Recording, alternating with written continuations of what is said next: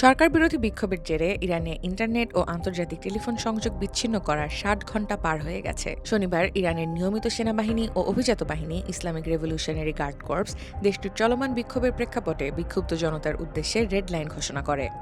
Internet monitor সংগঠন NetBlocks যোগাযোগ মাধ্যম এক্সে জানায়, ইরানের ইন্টারনেট সংযোগ বিচ্ছিন্নতার এখন ৬০ ঘণ্টারও বেশি সময় পার হয়ে গেছে। জাতীয় সংযোগের সূচক সাধারণ সময়ের ১% সমান রয়েছে।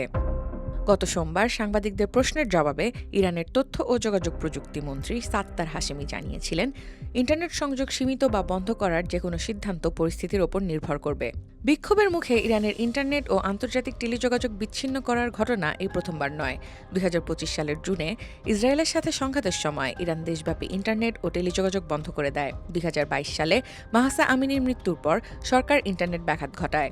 ২০১৯ সালে দেশব্যাপী জ্বালানি তেলের দামের প্রতিবাদের সময় প্রায় টানা ৬ দিন ইন্টারনেট ব্ল্যাকআউট জারি করা হয়েছিল।